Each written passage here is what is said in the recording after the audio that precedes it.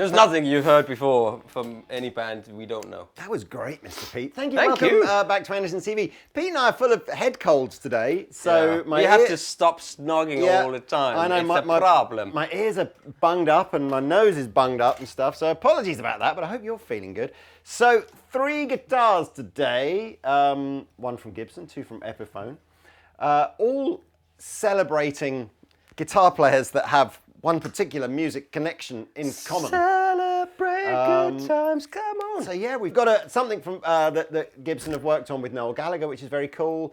Something that Epiphone have worked on with Bonehead, and another guitar from Epiphone that they've worked on with Archer. And of course, if you're not sure what the connection is between those 3 guitar players, then where were you in the 1990s, or most recently in 2025? I would understand if people don't remember what they did in the 1990s when they were listening to this music, because I can't remember much of that time either. Noel, if you're watching, amp settings is like 12 o'clock on everything, basically, as always. And if you are not subscribed already, Noel, please like and subscribe. Everybody else, please like and subscribe as well. Thank you, and welcome to new subscribers, people. We never say welcome to all the new people that watch, because we never know who's tuning in and going hello. Should we start with Noel's new Les Paul? That is cool. It's very, very cool. I've been seeing him playing it recently. Yeah, I'm not sure what the ins and outs are of this, but it's obviously an idea that he's had for like a sort of a P90. Well, I suppose P90 loaded Les Paul's not new, but the sort of the chrome plating on the P90s and the pickup ring, the selector ring and all that kind of stuff gives it an interesting... There must be a story behind it, though. There's a reason why they do these guitars. Honestly, there's so many guitars coming out at the moment that I just cannot keep up with it. I'm going to read you unbelievable. The press release for it. Please. This may well be... I think it's got a bit of a glam rock thing going on. It almost looks like a couple of scratches, but it's got some things. I kind of feel like, obviously, we've had the sad passing of Ace Frehley recently, but maybe if Noel Gallagher was going to take his place in Kiss, maybe this would be the guitar that he would have for that project. I would like to see that in high heels, like 7-inch high heels and a full makeup. Okay, well, let me quickly read this off. So, in celebration of the biggest rock and roll reunion in recent years, Gibson is proud to release what was that? Our version of one of the most talked about guitars of 2025, available for a limited time only. This is the Gibson Noel Gallagher Les Paul Standard, designed by the artist specifically for the Live 2025 tour. Okay. All the usual stuff: mahogany body with a maple top, yeah. Mahogany neck, slim taper profile, rosewood fingerboard. It's all very Les Paul-y at this stage. Yeah.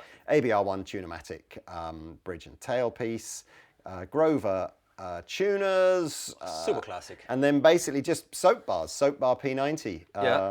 with no pushy pulley, no nothing, just a standard 3-way. So it's very Les Paul-y with a case, only available in ebony. And really, like you say, I think it's just an aesthetic that Noel must have gone, this looks cool. Yeah. Can you make me one of these, please, Gibson? Yeah. And of course, when an artist like Noel says, can you do something? Brands like Gibson go, no problem. No problem. No problem. Let's have a little listen. Yeah. So I'm not going to go and get... we're not getting a strike for playing. No, we're so I'm playing something else, right? Okay, so okay. I don't want to start playing songs that reminds you of you. Ooh, fat.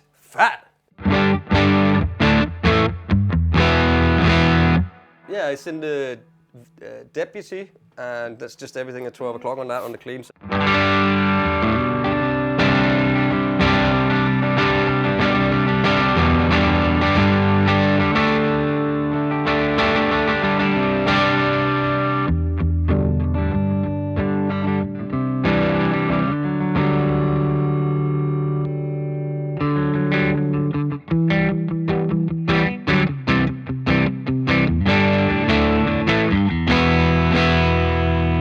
Middle position is the bridge.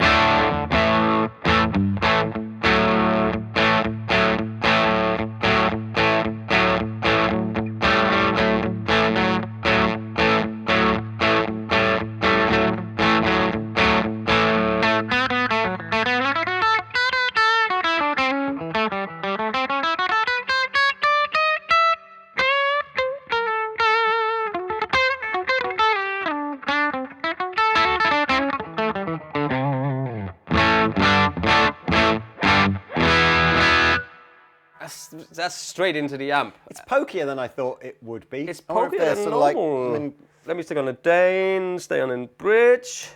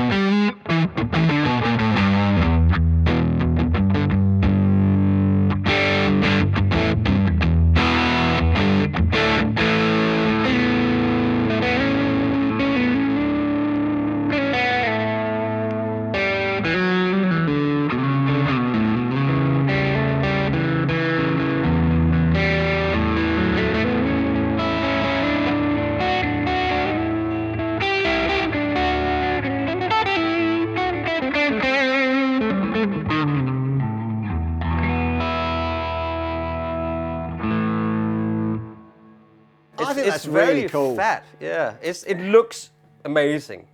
Can you hold it up a minute? Look at that. Every time I do that, you can see the sweat stripe going through the middle of it. The sweat stripe. There's supposed to be a Noel graphic on the back of the headstock. Yeah. Is that right? What is it? What's his signature? Right, I see. God, that is. Is that a signature? Well, I can't see what else it is. That is a rock star signature that's obviously had to write his name a million billion times, and now it's just like. Okay.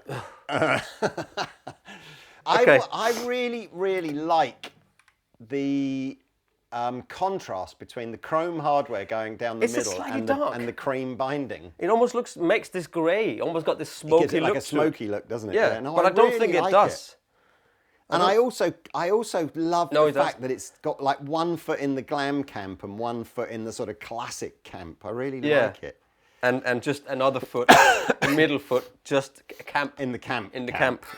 No, I really like it. That's very, very cool. Okay. It's quite heavy though. So that's, but that's, like proper Les Pauls, man. They're all going to be in that sort of, 10, 11 pound kind of thing. Yeah. So yes, they are limited edition. They will be, links will be below, but that's Gibson's. That's American. That's going to be a bit more pricey. $26.99 will get That's you one of not these. bad at all. Well, it's pretty much what the pricing went up to go and see them play live during dynamic pricing or whatever on Ticketmaster. Who? What? I don't know what you're saying. No, you're right. It's, actually, to be fair, it's not that much more than a regular Les Paul would cost you at the moment. So there's no big surcharge going on just because it's a signature model, which is cool. Well done, Noel. Yeah, well done, Noel. So moving on now to, I think he was one of the founder members of Oasis. I'm showing my sort of slightly poor Oasis knowledge here, but Paul Arthurs, or better known as Bonehead, has.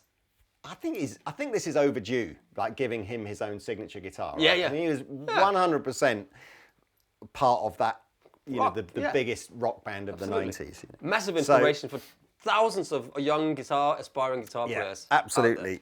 So this is an Epiphone Riviera. And I must admit, I get slightly confused between Rivieras and Sheratons and stuff, because sometimes you see them with 335s and the floating tail pieces and split tail pieces. Sometimes you see them with the hard tail pieces and all this kind of stuff. But this is a 2-humbucker Tune-o-matic style bridge and tail piece. Epiphone Riviera. Let me give you the specs. I think you always used to see him with this colour, this sort of vintage sunburst. This is a nice colour, I like it. Dark tobacco sunburst, they're calling it here. What have we got here? So it says here, the new Epiphone Bonehead Riviera has a 5-ply layered maple body, which is typical for this kind of design of guitar, a solid maple centre block. We got single pipe binding. What else have we got here? 3-piece maple neck with a volute. Oh yeah, it's got the slim taper neck, all the same kind of 24 3/4 inch scale lengths. We've got Alnico Classic Pro humbuckers, Black witch hat knobs. It comes in left and right-handed, so that's kind of cool. Rejoice! Which there's not, yes, quite. So there you go, left-handed players. There's your usual stop moaning. no left-handed option for me. Not true this time around. And this is $849, so that's not a bad little price for an Epiphone guitar. I really like this guitar.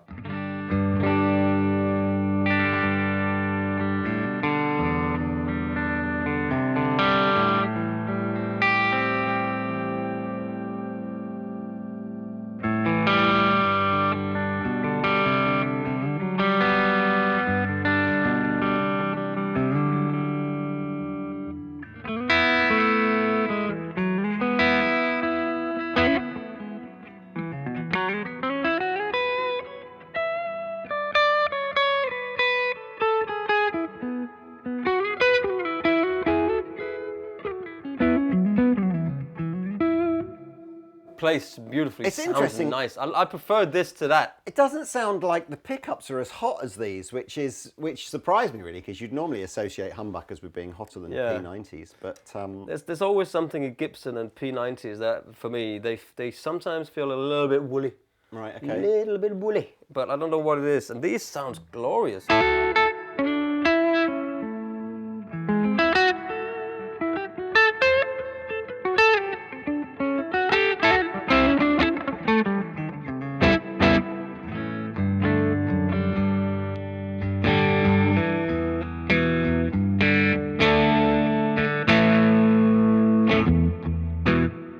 Going there, dude. I mean, it's a ring. It's nice, isn't it? I like the what I hear, particularly with this sound and with that amplifier, is that very classic Oasis sound of just amps going into overdrive because you've turned them up loud rather than pedals giving that overdrive. You can hear it's kicking it. Yeah, I do like that sound, and I think with a semi-acoustic as well, you get another layer of sort of almost acoustic kind of overtones or harmonics or whatever that just suit that kind of sound. It was again, I think if you grew up, if you were in your teens or your 20s in the 90s, every single day there was something in the newspaper about what Liam or Noel had done the night before, or what some controversy or some kickoff that they'd had with the guys from Blur or whoever it was. That's supposed to be rock and roll, bro. Yeah, it was proper rock and roll. Yeah. In a way that I don't think we'd seen anything quite like that for a decade or more. You know what? I think we need to see some of that shit again, man. I think the world needs a little bit of let looseness. Yeah, just some, it's all some proper rock and roll rebels. Vegan and water and vegan and water. No, but you know what I mean? Oh, before we go on stage, we're gonna go on the bike and shit. They were just going. Before I go on stage, I'm having 6 shots of vodka and 2 lines of Charlie, and then I'm absolutely out there getting smacked. Allegedly. That's the new word, isn't it? Allegedly. I just think the songs were electric, weren't they? And just and the vibe was cool. Exactly. And I think everyone could participate as well, because actually at the heart of it, they were relatively simple songs. Yeah, and it was super simple. People could go, I fancy picking up an electric guitar or an acoustic guitar, and then a week later you were like, do you know what? I might know. I think I've made a noise that sounds a bit like an Oasis song. Yeah, and that was the beauty of it. Exactly. Everyone could participate. You can look in the mirror. You can dress yourself like a mod or whatever. And, middle finger to the patriarchy and whatever you have, and then play some rock and roll.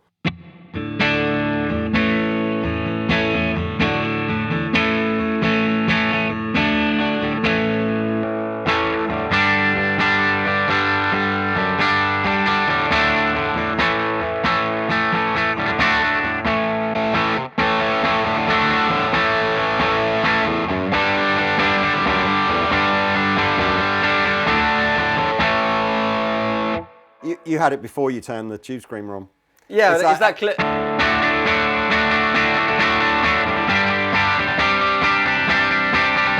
What? I'm not going to play anymore. I know, but it's just a great everything. The simplicity of the guitar tone lends itself to the simplicity of the song. You know, it's like Yeah. nothing's complicated. It's just a great chord progression with a great melody. Melody, earworm. Great, yeah. All of that makes it into an earworm that crawls Yeah. into your ear Yeah. and sits down. You're like, Yeah. it's gonna be get the fuck my face, you know. I loved all that stuff. I loved Exactly, it all. and it wasn't revolutionary music as such, but they just took it and smashed you in the face with it, because the music has kind of been heard before. I think back in the, you know, they kind of got it from somewhere else, but they just went, here we are, Yeah. Yeah. bosh. Take that there were shit, bro. loads and loads of the critics would go, you know, it just sounds like rehashed kind of Beatles stuff. It's like, what? Yeah. I would take that as a massive compliment. Yeah. if I ever wrote a song and somebody said to me, "Do you know, that sounds like a good Paul Beatles McCartney song," has made that. it'd just be like, thank you, I'll take that praise. Yeah. But it was a different vibe as well. They had a rebelliousness to them that I'm not sure. But that's it. Beatles had that. You know, Beatles was not even 30 when they broke up, man. They didn't even have like 4 or 5 years. That Yeah. blows my mind when you go back and listen to. I to can't read up on believe that period of time Yeah. was only when they so did brief. from the Ed Sullivan show to Yeah. when the band split up was 5 years. It's like It's insane. it's just that's like insane. that's like when COVID started till now. Yeah. Imagine all the music they've written. You It just- makes look. I'm getting No, goosebumps just thinking about that shit, man. I think nowadays you That's just insane. That's there's too insane. much stuff going on in it. You know, the amount of press and touring and promotion that has to be done in between each song and for each album and stuff like that. You just would never get the body of work like this. The amount of music, the Beatles. I don't know why we're talking about the Beatles now, but You say that because I'm just pointing this out now. Lily Allen, you know, I'm not in any way comparing her to Beatles or anything, but she wrote an album in 10 days. The album just came out, but it is all about her cheating ex-husband and all that. Yeah. But the fact is that album is made in 10 days. Just goes to show when it's there, boom, the moment, and the when you're in it, boom, you can write. That's why you see on Disney I bet when they write Anyway. write. Whatever. It's turning into another podcast about other things. Yes, but that's what we need to be.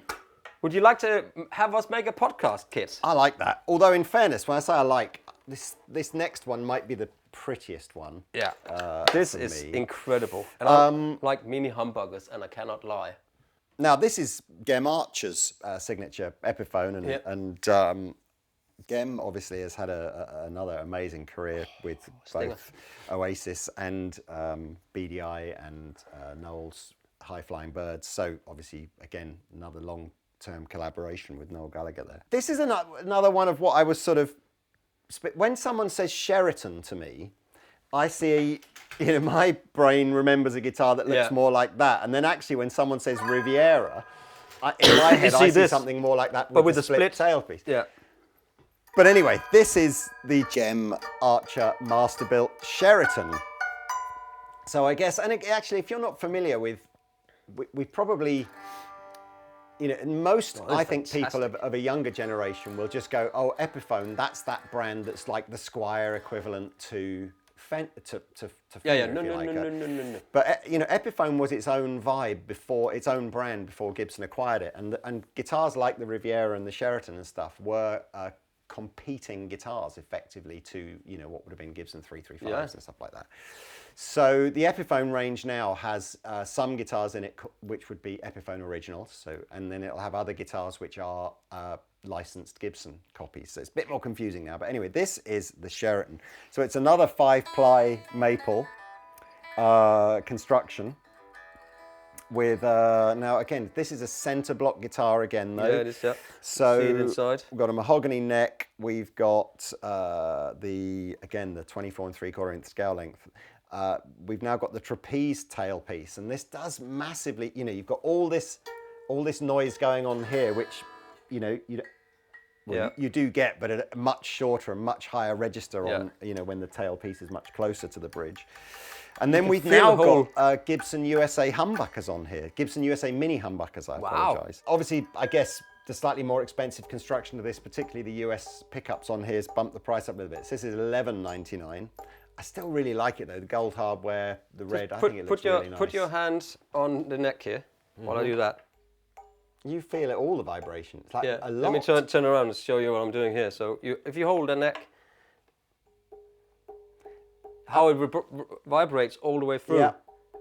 Yeah, it's And a I can really feel the interesting vibration down here. acoustic sort of dynamic when you have a floating tailpiece like that. I think it does adds a unique characteristic to it. Of course it does. Is the neck slim on this? The neck seems like it might be. Well, that might be like on an acoustic guitar, like 11. This might be 11/16, and that might be like a 1 3/4. It seems slightly slimmer on the neck. 60C, which is one of the more... the width of the neck. Oh, the width. Sorry, 42 mil at the nut. Really? Yeah, which sounds pretty traditional, doesn't it? Yeah. So I think that's really pretty. It is. And may I just point out that when we were unpacking these from the boxes, Oz was going, look, it's got a little dot on the top here, but also an inlay on the top. You don't see that, a first fret marker. See that a lot on Gibsons. No. But then I think they've just taken them away from down here. Because just shifted them down a bit. Oh my God, we put it that way. If you look at, again, all Epiphone originals have these sort of elongated headstocks compared to Gibsons. Yeah, nothing Elon to do with Elon Mustigated. That, I think, visually is probably my favourite looking one. It's beautiful. And I tell you what. That's actually not a black scratch plate either, is it? That's like a very dark sort of, tortoise shell type thing, isn't it? Yeah, and I like that the one thing I think they should have done. Mm-hmm. So it's got this sort of which is interesting as well. It's almost like a satin finish, really thin coat lacquer here. This is yellow, see? Yeah. This is really white. Oh, I see. They've got like yellow binding. Yellow around the body binding, yellow here, yellow around here, but this is white. That's one thing I would like. Yeah. They've done a better job of matching the binding on the other Epiphone. Yeah.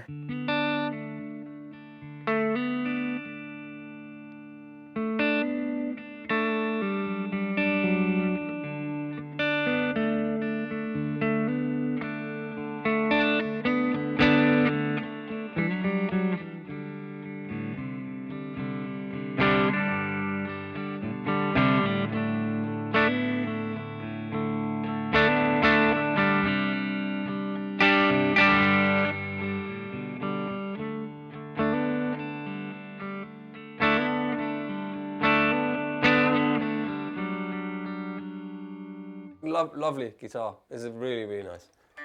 Oh, let me turn up because it is the 4 volume, tone. So of course in the middle.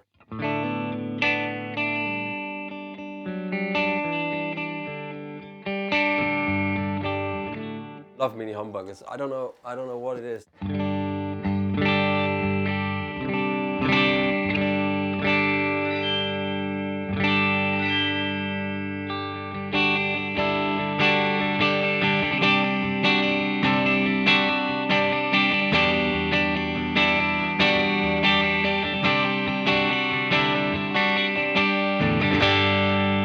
Got that massive, clear, low, mid, everything is there. Everything.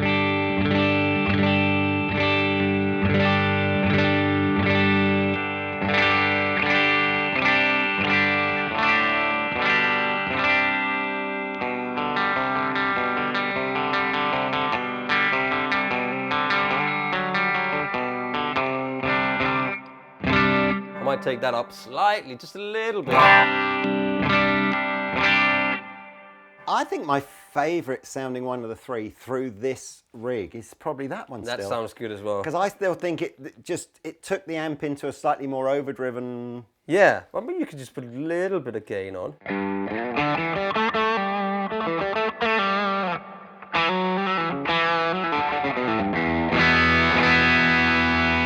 I'd go less gain. What's just the boost side of the...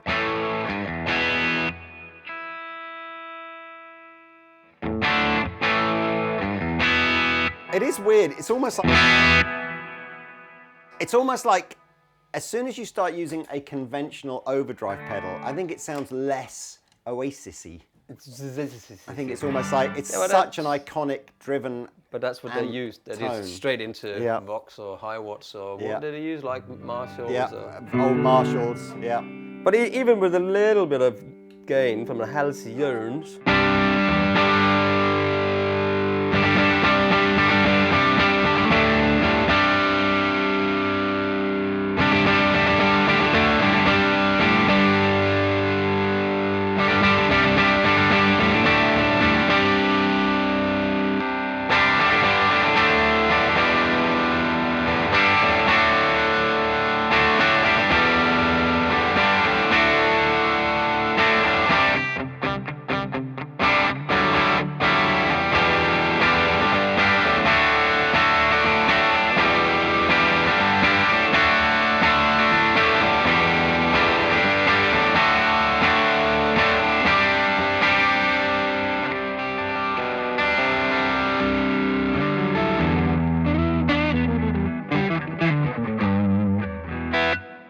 Anyway, look, it feels like it's been a good week for red semi-acoustic Epiphone guitars, doesn't it? That's why I'm wearing these, look.